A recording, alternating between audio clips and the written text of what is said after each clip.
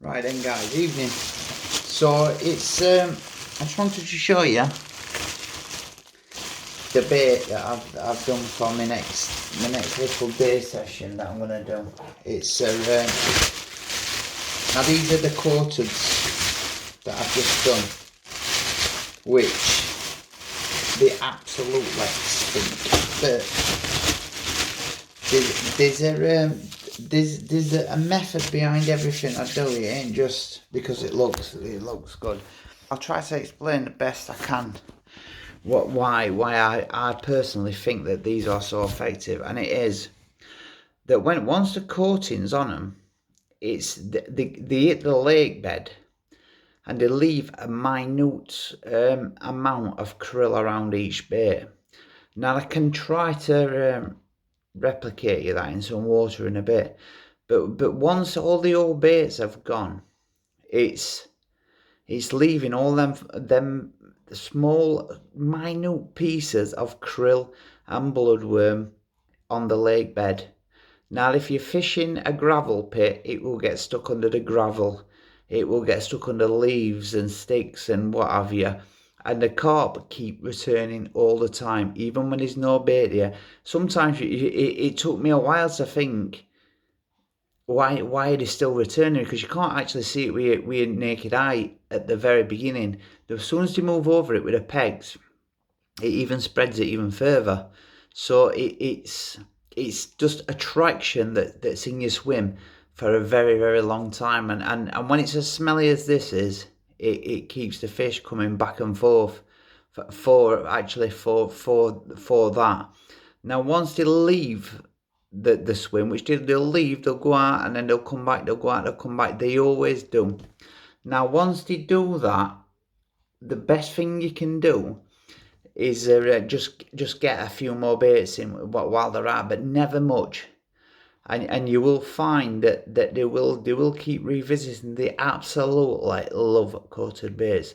It's why the KBS did so well last year. Now I'll try and rep up what it kind of looks like on the actual lake bed by. Let's see if I've got a glass. I'm gonna have to use me Scotch Glaze.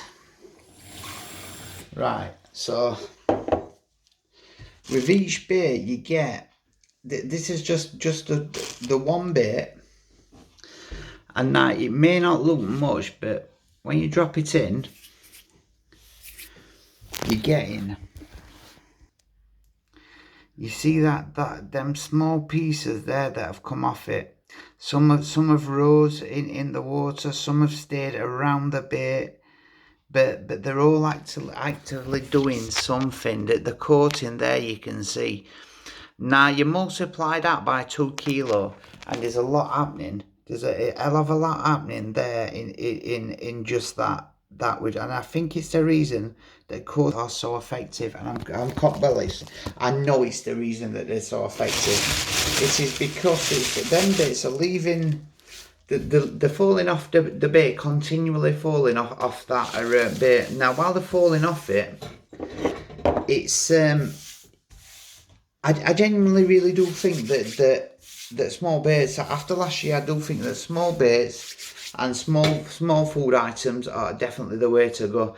And that's why the vast amount of my fishing now is done with solely crumb and flake, is because it gets trapped under everything on lake bed, and the fish keep returning for it all the time. Now it can make your hook bait stand out a little bit blatant. It's the reason that towards the latter end of last season, I was using the bits of what I had, and a boilie crumb, and also the chop. I had a few chops in there.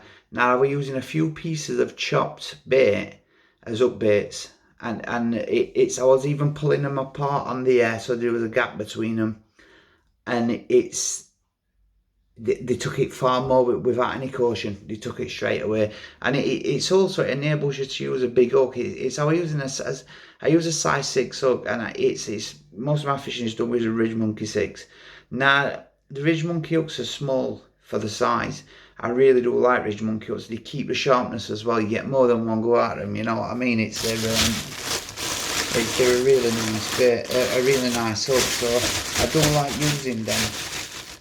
But as far as this goes, I did drop a little bit of a clanger, to be honest with you, and that was,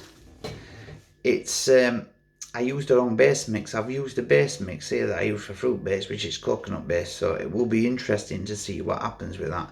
Now it's a high food value bait. The coconut base mix is high food value. It's made up of coconut and nuts and peanut, tiger nut. It's got a load going on in there that's really good at food value. Now I did realise that I'd dropped a bit of a clanger halfway through doing it, so what I did is I added a bit of fish meal to the actual eggs while they were still wet, but they'd already got the base mix in, so I had to continue using with that. So, but we'll see how we go. You never know. Sometimes things like this, they really do pay off. Mistakes when you're making bait. But that's how they look. Each bait looks like that. Nah. They'll end up with a lovely little coating on them like that. And then over time, you've got that much. Now that don't look a lot to you. See the bloodworm in that as well there. That don't look a lot, but believe me, all them little fine particles there trapped underneath leaves and stuff like that. Absolutely, you've no idea until you've actually used this bait just how strong it smells. And a small amount like that absolutely stinks. So if you're a co-op and you're pretty much carp they're unbelievable at finding the most minutest food item. I mean, they find bloodworm beds which sometimes are really tiny. I fished a bloodworm bed on Tweeton last year, and towards the end I ended up wading out there to see actually how big the bloodworm bed were, and it weren't a very big bed at all. It was only small, and it was actually surrounded by weed that was it were rank. There's the horrible smelling shite weed that smells shit, just decaying leaves. But the thing is most people avoid them spots like the plague, and I do myself. But it's those spots that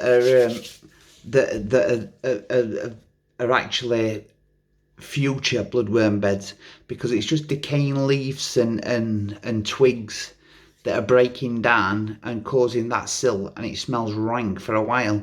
But then you get the bacteria and stuff that go onto that to feed on that decaying leaf and other stuff that's in the other twigs and other stuff, and also swan mussels and all that will move on to it, and then it eventually becomes somewhere where the bloodworm will move on to feed on the bacteria and other stuff that's in there.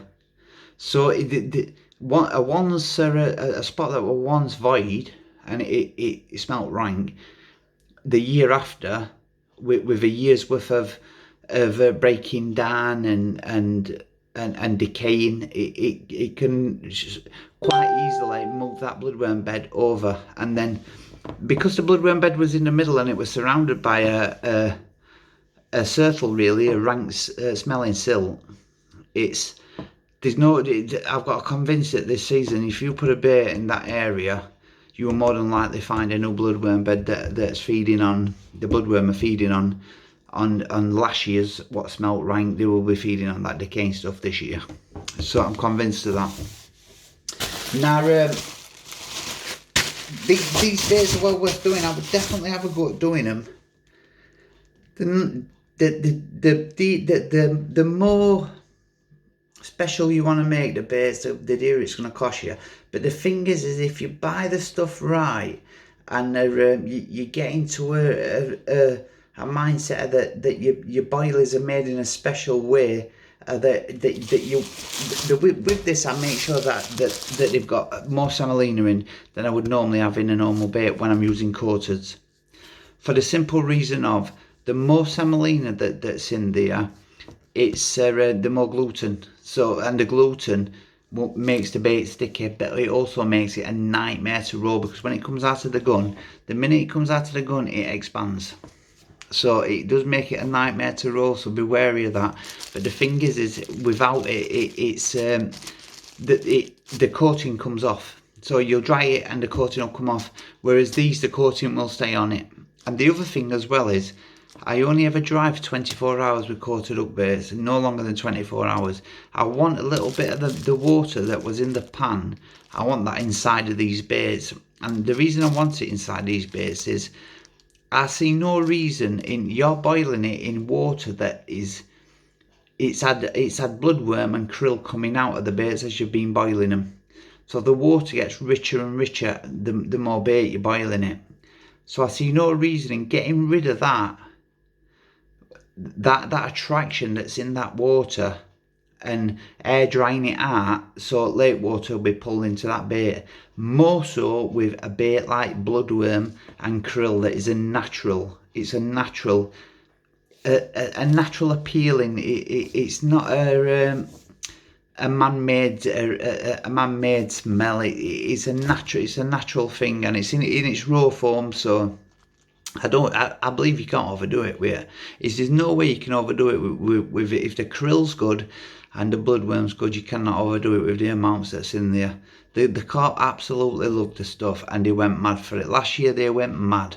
Now it's a funny one, because earlier on when I rolled these, they come out orange, and I weren't happy with them at all. I give them a coating of that last bit of bloodworm I had, and here, presto, red baits. They've come out red. But I'm really happy with them, guys. You can see the krill there. It's they're a really nice bait, honestly, and I've got really big hopes for these this year. To be honest with you, I think they're going to do really well. I'm gonna have to roll out a minimum of probably about 10 kilo for when I go down to Skegness to fish place now. Meadow Lake. When I go down to Meadow Lake, I want at least 10 kilo of it. We're gonna go on we're not gonna go on Meadow. We're gonna go on the other one, and it's more of a runs water. But the carp in there go up to 30. I think there's a few in about a few mid-30s, but there's not that many at £30. But the thing is there's a hell of a lot of 20s to 28s to £29. So we're gonna go on that one and just try and smash as many fish as we can out in a week. It's really just like getting away for a week. It's not been great, has it, this year? You know, especially for me. Anyway. So it's getting down there for a week and hopefully doing something down there. But I'm gonna need at least 10 kilo of it. So and 10 kilo of this, it's because the coated, it's really heavy. It's the reason I don't like selling coated baits, because I mean that's 2 kilo bait, but I guarantee you night will weigh a lot more than 2 kilo because of the coating and because of the coating that's on it and because of the glug. So it will be more than that, but not a lot of glug has gone into it. Like I said, the glug that went into that, it was awful. That's how much glug's gone into it. It's the starches and the gluten that have made that krill and that bloodworm stick to the baits the way it has, and it will fall off it in that manner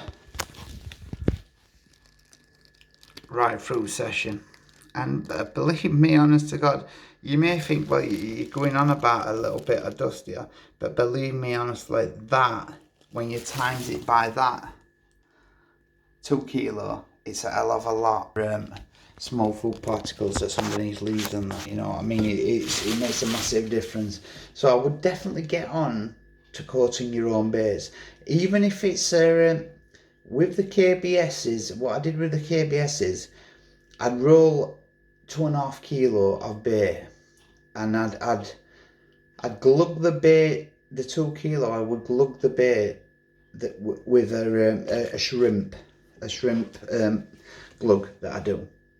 Once that bait were coated, then the other half a kilo was put into a full blender and blitzed till it went to a very fine crumb, and then it was already air dried, so it pretty much it was dry as a bone. Then all I did then is I put that in with the bloody pineapple, and that's what give you the coating for the bloody pineapple. So for all the who wondered what that were, there you go. Have a good one, guys.